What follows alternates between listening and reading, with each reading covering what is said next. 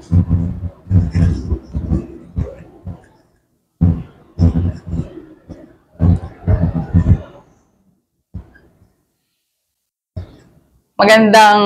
gabi po, Agapeñas. Magandang gabi mga kapatid. Purihin ang Diyos sapagkat patuloy po niya tayong iniingatan, lalo na nung nakaraang bagyo, nung nakaraang sama ng panahon. Patuloy po niya tayong ginagabayan at patuloy po niya tayong binibiyayaan. Mga kapatid, salamat, purihin ng Panginoon sapagkat ang araw po na ito ang gabing ito ay ibinigay niya sa atin para tayo ay makapakinig po ng kanyang bagong mensahe na magsisilbing inspirasyon po sa ating lahat. Ngunit bago po ito, tayo po muna ay manalangin at humingi ng gabay sa Panginoon. Hallelujah! Maraming Diyos sa sumasalangit, maraming salamat po, Ama. Salamat, Panginoon, sa pagtugon mo, Panginoon, ng aming mga kahilingan, ng aming mga panalangin. Salamat, O Diyos, sapagkat minsan pa, kahit, Panginoon, sa online platform na ito ay pinagsama-sama po, Panginoon, ang iyong mga anak upang makapakinig, Panginoon, ng iyong bagong kapahayagan para sa bawat isa sa amin. Ama, tunay nga, tinataas po namin ang gawain ngayong gabing ito. Ikaw po ang manguna sa bawat isa sa amin.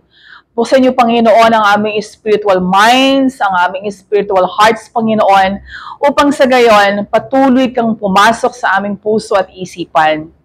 Ama, tinataas ko po ang aking sarili na gagamitin mo, Panginoon, bilang daluyan ng iyong mensahe ng pagpapala, Panginoon, sa aking mga kapatiran. Ama, tunay nga, ikaw ang manguna sa akin, Panginoon. Hinihiling ko, O Diyos, ang iyong katalinuhan, your wisdom, Panginoon, na siyang manguna sa akin, Panginoon, upang sa gayon, maipahayag ko, Panginoon, ang may katotohanan at katapatan, Panginoon, ang mensahe at inspirasyon, Panginoon, para sa aking mga kapatiran. Salamat po ng marami, O Diyos. Tunay nga, Panginoon, binabalik po namin sa inyo ang pinamakataas sa papuri, kaluwalhatian at pasasalamat sa pangalan ni Jesus. Amen. Magandang gabi po muli, mga kapatid. Alam niyo po, kakambal na ng pang-araw-araw natin na buhay ang paggawa po natin ng desisyon. At ito'y napakahalaga. Ang desisyon o anumang desisyon na ating ginagawa sa araw-araw nating buhay ay siyang bunga ng kung anong choice o kung ano yung pinili natin. Halimbawa, kung ikaw ay estudyante, choice mo o magdedesisyon ka from among the choices kung ikaw ay mag-aaral mabuti, lalo na kung may exam, kung magre-review ka o magpapa-easy-go-lucky ka lang na estudyante, di ba? Or kung papasok ka na maaga para hindi ka ma-late, okay lang sa'yo na lagi ka lang nalilate. So that's your choice. At yan ang naging desisyon mo sa buhay estudyante mo. Kung ikaw naman ay isang nanay o isang ina ng tahanan na araw-araw ay naghahanda ng pagkain at pangangailangan ng iyong mga anak, iniisip mo sa mga choices mo, iniisip mo kung ano ba ang dapat na baon, ano dapat na pagkain ng iyong pamilya sa araw-araw. Ano man ang iyong maging choice, ito ang iyong magiging desisyon. Kung ikaw naman ay naghahanap buhay, desisyon mo o choice mo na kung papaano mo patatakbuhin ng maayos ang iyong hanap buhay upang ito ay umunlad. Amen, mga kapatid. So ang desisyon ay bunga ng maraming mga choices. Maraming mga pinagpipilian. Hindi tayo nakaka-arrive o hindi tayo nagkakaroon ng isang desisyon nang wala tayong mga pinagpilian. At ito'y napakahalaga. Napakahalaga ng pagpili from among the choices na mayroon tayo. Ang tanong ko po, mga kapatid, dumaan na po ba kayo sa pagkakaroon ng isang matindi, importante o major decision na mayroon kayong dapat isaalang-alang, na meron kayong dapat kalimutan, na meron kayong dapat ialis from among the choices, na meron kayong maisasakripisyo na ilang bagay, ilang tao, kapamilya, sarili, lifestyle, intention, interest, at iba pa. Paano po ninyo ito ginawa? Paano ninyo ito pinagdaanan? Ano ang naging resulta ng inyong desisyon? Sapagkat mga kapatid, kung ano man ang ating choice, ito ang ating magiging desisyon at ito ang ating magiging kinakaharap. Paano po kaya mga kapatid kung sa pagkakataong ito, ang desisyon na dapat nating gawin ay ang pagbabalik sa ating Diyos? Gaya nga po ng sinabi sa Ikalawang Kronika 7:14, sabi po dito, "At kung ang mga mamamayan ko na aking tinawag ay magpakumbaba, manalangin, dumulog sa akin, at tumalikod sa ginagawa nilang kasamaan, diringin ko sila mula sa langit at patatawarin ang kanilang kasalanan at pagpapalain kong muli ang kanilang lupain." Malino pong sinasabi mga kapatid, ito ay isang major decision na hinihingi sa atin ng ating Panginoon. Kung ang mga mamamayan ko na aking tinawag, tinatawag po tayo ng Panginoon. At sa kanyang pagtawag, ano ang hinihintay ng Panginoon sa atin? Pagpapakumbaba, pananalangin, pagdulog sa Kanya, at pagtalikod sa ginagawang kasalanan.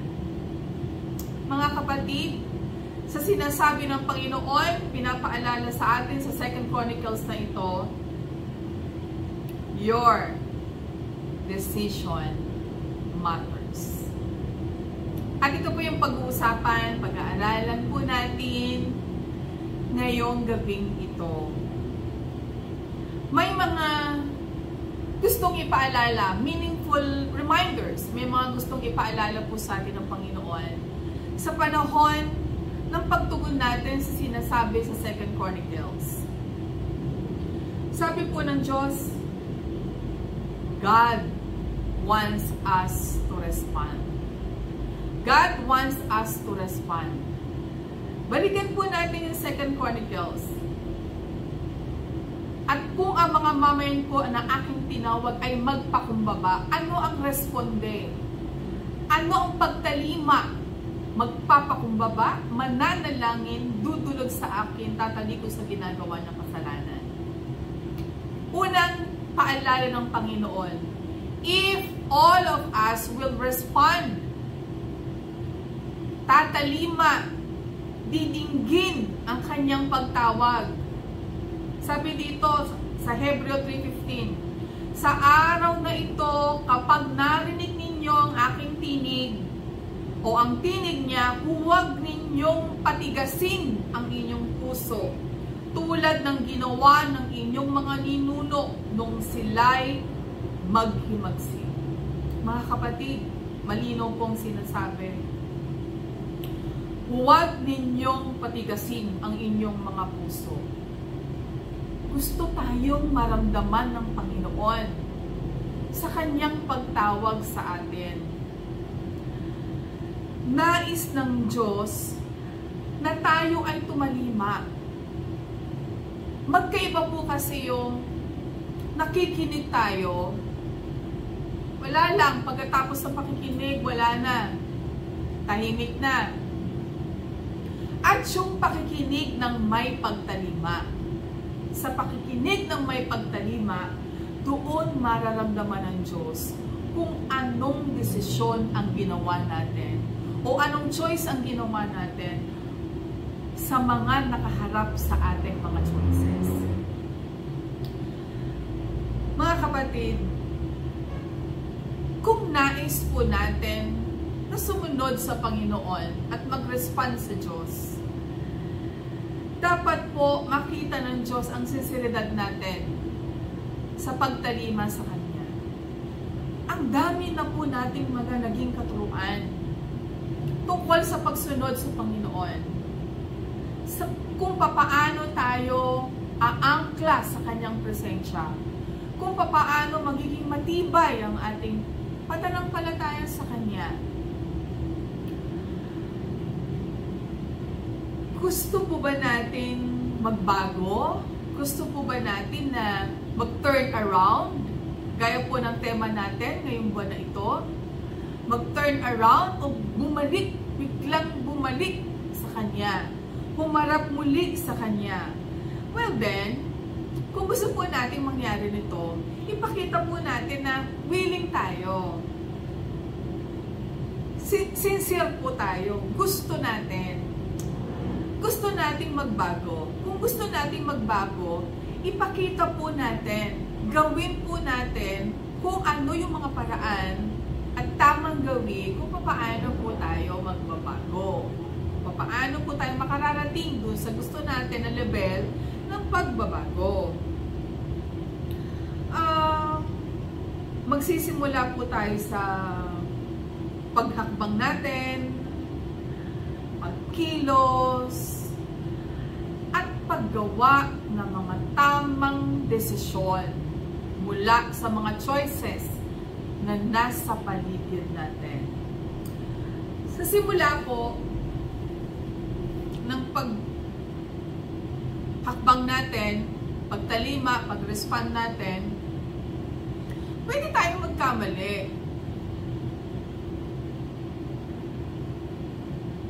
Maaari tayong makapili ng maling choice. Kaya magbubunga ng mali nating desisyon.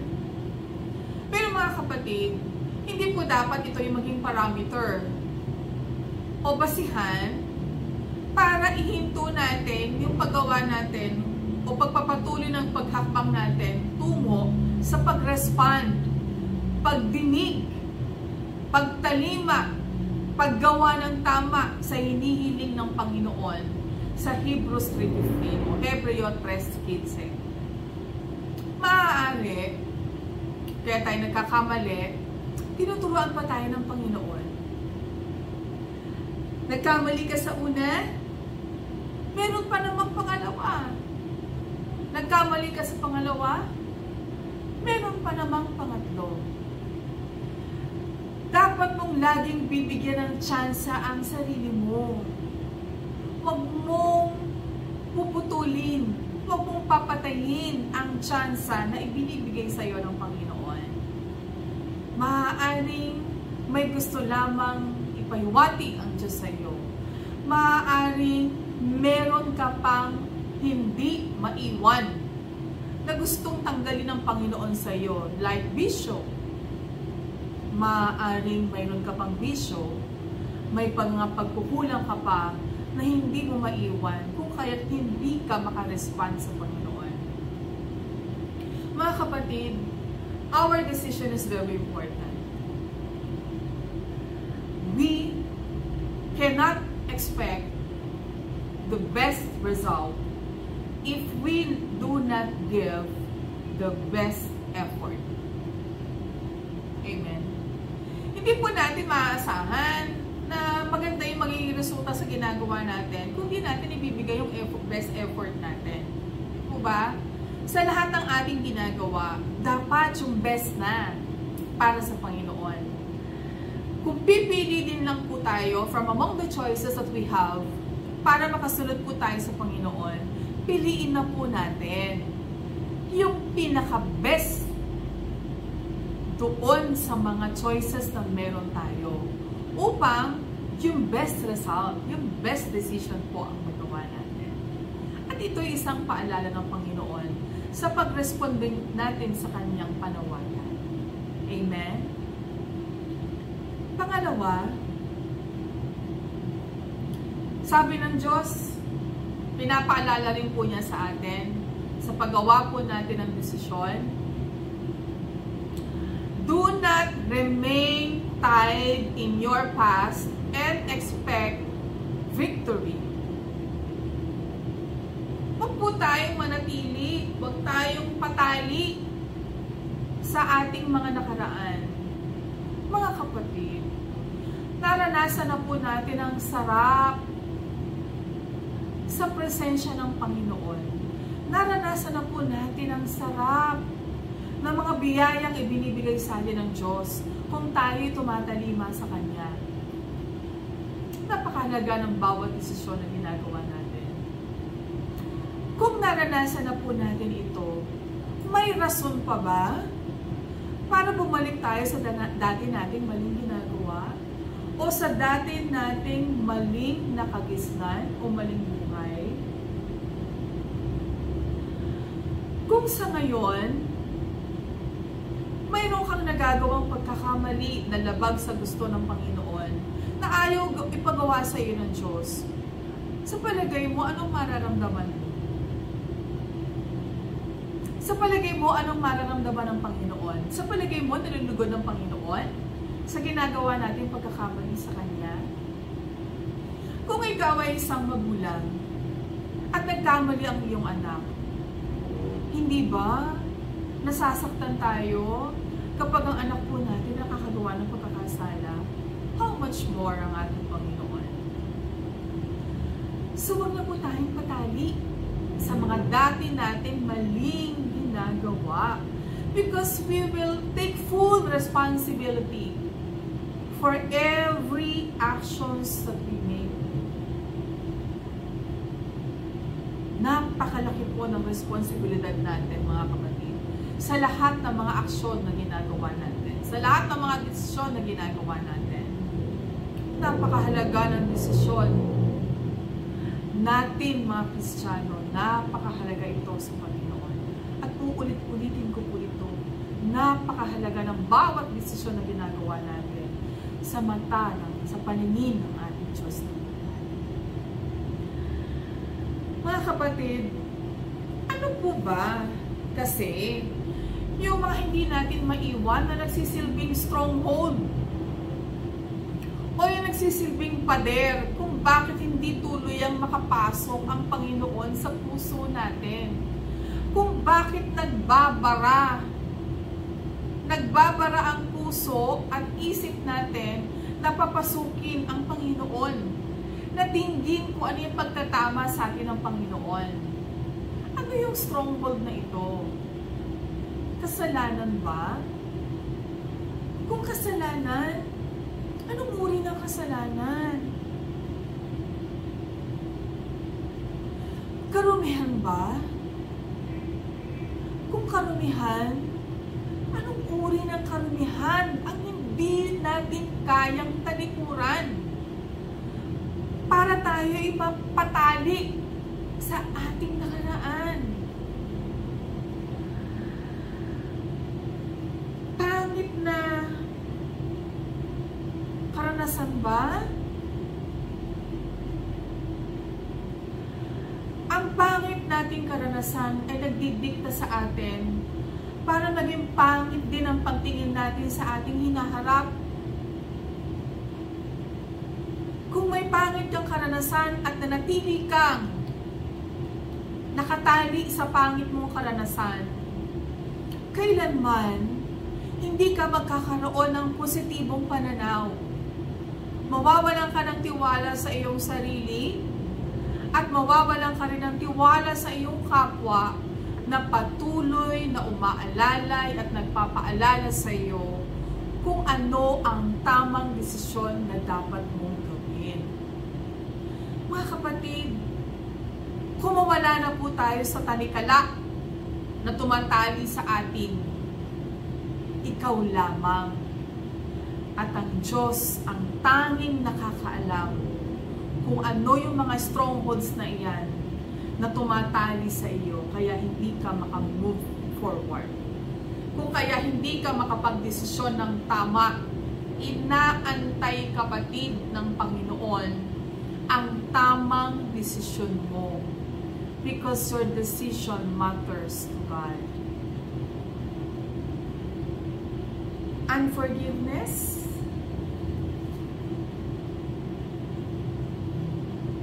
hatred, sama ng loob, galit, mayroon ka pa bang hindi pinapatawad? Kaya hindi ka makalagpas sa tali ng hindi pagpapatawad?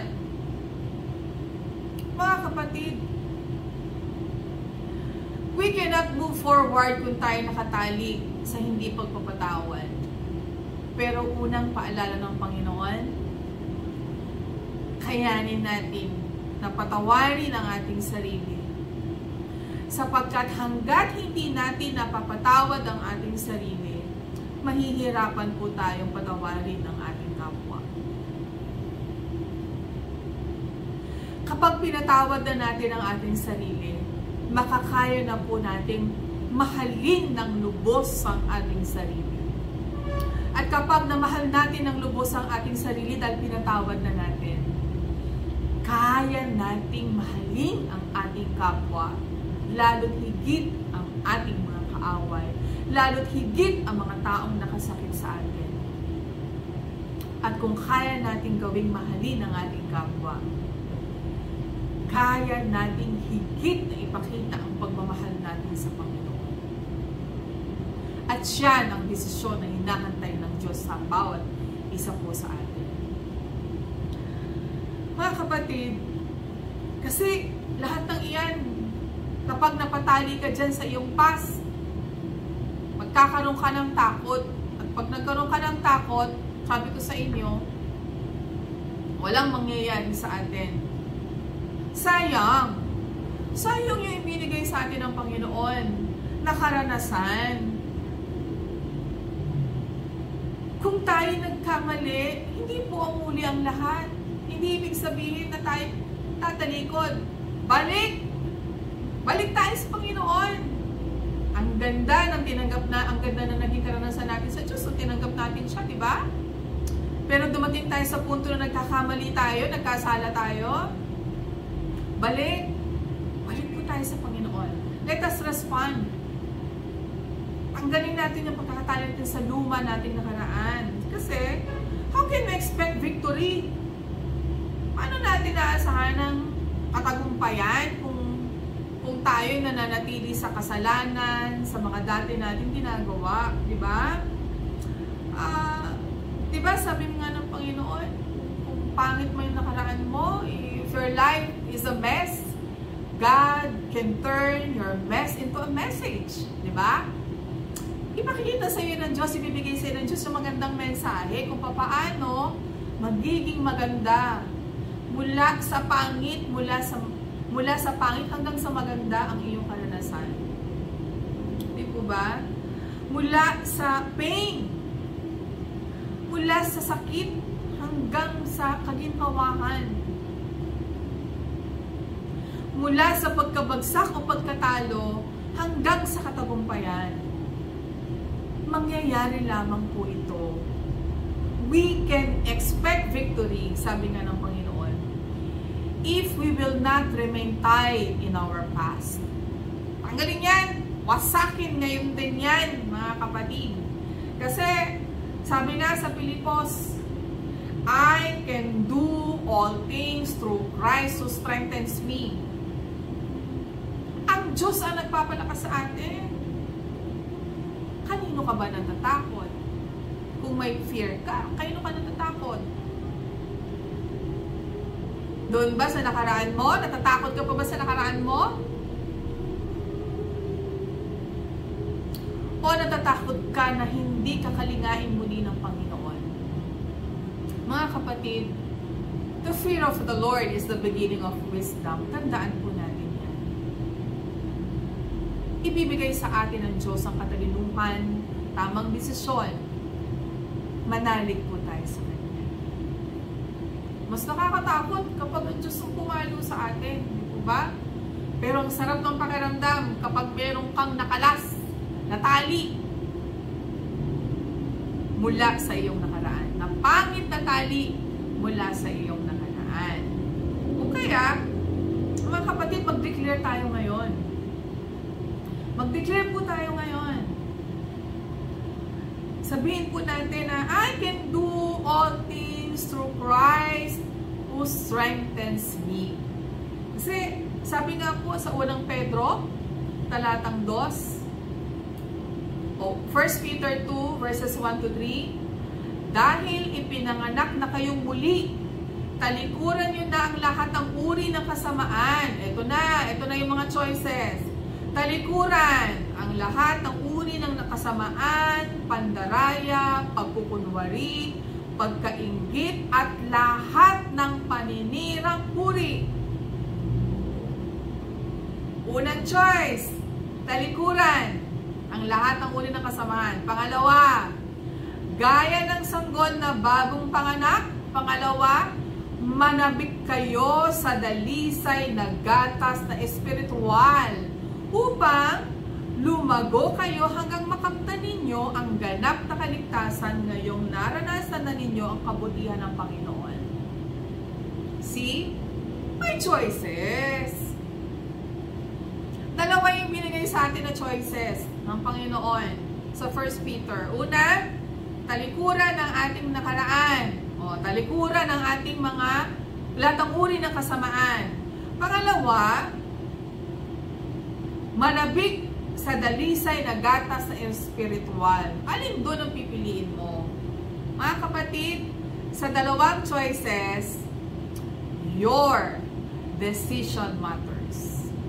Kaya ngayon, sabihin po natin sa Panginoon, Lord, today I have choices and decisions to make.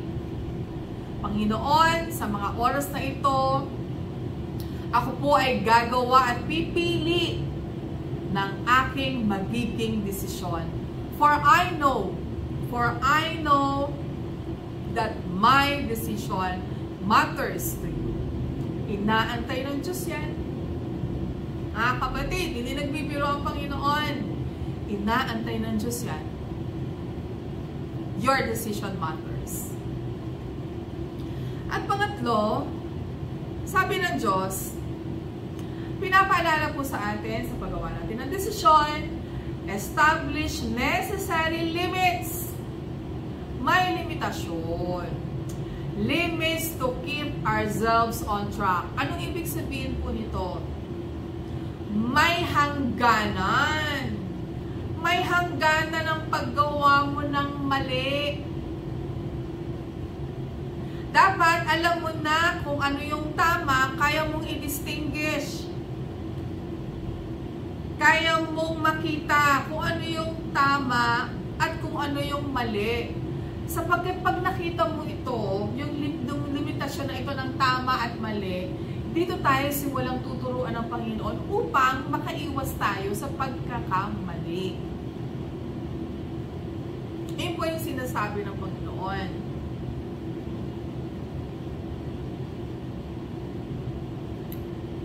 Sa pamamagitan nito, mga kapatid, ang ganda eh. Ang ganda na merong limitasyon eh. Kasi, dito natin nadidisiplina yung sarili natin kasi nakukontrol natin, natututo po tayong mag-control at mag-isip ng kung ilang ulit bago po tayo mamili sa mga choices para makagawa tayo ng tamang desisyon. May control tayo. Diba? Pipiliin ko ba to? Pipiliin ko ba to? Sasabihin ko ba to? Sasabihin ko ba? Hindi ko ba to sasabihin? So, nagkukontrol natin ang sarili natin kasi alam natin yung mga limitasyon. Alam natin kung ano yung tama at ano yung mali. Hindi po ba? So, makapag-iisip tayo ilang ulit bago po tayo gumawa ng desisyon. Di ba nga? Minsan sa social media, lagi natin naririnig. Think before you click. Kasi pag na-click mo na, hindi mo na mababago, hindi mo na mababawi. Di po ba? So, dito nag-iisip tayo, mga kapatid, turning back to God is a process. Hindi po ito isang biglaan lang. Magdadaan po tayo sa proseso. Bakit? Sapagkat pinahihinog po tayo ng Panginoon hanggang maging mature tayo. Pinahihinog tayo ng Diyos sapagkat pinatitibay po tayo ng Panginoon. Kaya magdadaan tayo sa proseso. Kaya natututo tayong mag-control. May nakaumpukan ka. Pinagchichismisan yung kapwa mo. Ay, ayoko dito. Nakontrol mo yung sarili mo. Wala akong mapapala dito. Puro chismis. Napunta ka sa isang umpukan. Mga nagiinuman. Pinapabayaan ng pamilya. Makikiupo ka ba? Hahayaan mo bang maghapon kang umiinom? At ang pamilya mo ay nandoon, sila-sila lang. Ang asawa mo ay nasa bahay at solong nag-aaruga sa iyong mga anak. Your decision matters. Proseso. Ang daming pagsubok sa paligid, ang daming tukso. Ang daming tukso sa paligid. Pero kung alam mo ang iyong limitasyon ay binibigay ng Panginoon sa iyo, you will walk on the right track. Magdadaan ka sa tamang daanan. Amen, mga kapatid. Kasi dapat alam po natin ito yung boundaries natin para alam po natin na nasa tamang daan tayo at sa puso natin hanggang saan naroon ang Panginoon. Sa puso mo. Boundary sa puso mo. May boundary ba ang Panginoon? Hanggang saan sa puso mo? Hanggang harap lang ba? Kung merong inner wall sa puso mo, hanggang doon ba? Kung may lagpas pa sa inner wall ng puso mo, nandun ba ang Panginoon? Your choice matters, mga kapatid. Napakahalaga na po nito sa mata ng Panginoon. Sabi nga po sa Mateo 5:37, sabihin mo na lang kung oo or oo. At sabihin mo kung hindi, ay hindi. Wala nang excuse pa. Hindi. Oo. Do not make excuses for yourself. Oo, makikihalubilo ako sa mga nagchichismisan. Ito ang excuse. Kasi ang sarap pakinggan ng kwentuhan nila. Paalala ng Mateo 5:37, sabihin mo na lang kung oo. Sabihin mo na oo kung oo at hindi kung hindi. Dapat maging firm ang decision natin. No excuses. Pag sinabi ng Diyos na magpakatino ka, huwag mo sabihin, opo, pero pwede po bang ganito? Mali. Huwag ganon. Diba? Kasi kung firm ang decision natin, sa kung ano man ang gusto ng Panginoon sa atin, dito makikita yung tibay ng pundasyon ng pananampalataya natin sa Panginoon. Diba? Sabi nga po dito, ng Kawikaan 4:23, higit sa lahat, ingatan mo ang iyong isipan. Sapagkat kung ano ang iyong iniisip, iyon din ang magiging buhay mo. Kung iniisip mo, ingatan mo isipan, kung iniisip mo na ikaw ay tutugon na sa kung anong hinihingi, inaantay, inaasahan ng Panginoon sa iyo, yun ang mangyayari sa iyo. Kung iniisip mo na ikaw ay magiging tapat sa Panginoon, makikita sa iyo na magiging tapat ka sa Panginoon, yun ang magiging buhay mo. Kung iniisip mo na ikaw ay magiging talunan, ay, yun ang mangyayari sa buhay mo. Dahil kung ano yung iniisip mo, iyon ang lumalabas sa bibig mo, iyon ang nanggagaling sa puso mo, kaya iyon ang ikikilos ba? Kapag iniisip natin na galit tayo, nakikita sa buhay natin na galit tayo. Pero kung iniisip natin na mahal natin lahat ng ating kapwa at mayroon tayong accountability sa ating kapwa, yun ang makikita sa buhay mo. Mahal mo ang iyong kapwa at accountable ka para sa kaligtasan niya. Amen? Mga kapatid, sabi nga sa Isaiah 49:22, sabi dito, those who put their trust in God will never be disappointed. Nasaan ang limitasyon mo? Nasaan ang boundary ng Panginoon sa puso?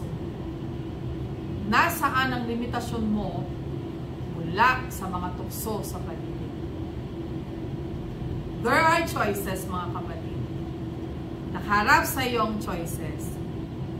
It's now your decision that will matter to God. Mga kapatid, sa ating pagtatapos, sabi ng Panginoon, turning around to God is the product of all the major and important decisions that you made. May mga dahilan kung bakit ito nangyayari. Of course, kaya ka nag-desisyon, may mga dahilan. Pero, para sa Panginoon, your decision matters. Sapagkat ang pagtugon ng Panginoon ay base sa pinili mo desisyon. Amen. Tayo pong lahat ay manalangin. Ang maraming Diyos, maraming salamat po, Panginoon. Napakaganda po ng mensahe, mga paalala na ibinigay mo sa amin, Panginoon, sa gabi ito, upang kami, Panginoon, ay magabayan mo sa tamang desisyon na aming dapat gawin. From among the choices, ano ang tama naming piliin upang sa gayon makagawa kami ng tamang desisyon. Kapagkat alam namin, inaantay mo, Panginoon, ang desisyon na magmumula sa amin. Our decision matters to you, O God. Salamat, Panginoon. Tunay nga, maging gabay namin, Panginoon, ang mga paalalang ito, Panginoon, upang sa gayon, hindi kami magkamali. Upang sa gayon, sa panahon na kami tinutukso, Panginoon, agad namin itong tatalikuran at haharap kami sa iyo, Panginoon, sapagkat ito ang pinanghahawakan namin. Kung gusto naming magbago, kailangan naming tumugod sa iyo. Kung gusto naming magbago, kailangan naming kumawala, Panginoon, sa tumatanikilang pagkakasala sa amin. Kung gusto naming magbago, kailangan alam namin ang limitasyon ng aming bawat ginagawa. Salamat po, Ama, ng maraming. Tunay nga, Lord, ibinabalik po namin sa inyong pinakamataas na papuri, ang pinakamataas na kaluwalhatian, ang pinakamataas na kaluwalhatian sa pangalan ng iyong bugtong na anak na si Jesus. Ang lahat ng pinagpala ng Diyos ay magsabi ng Amen. Amen! Magandang gabi po muli, mga kapatid, and may God bless us all.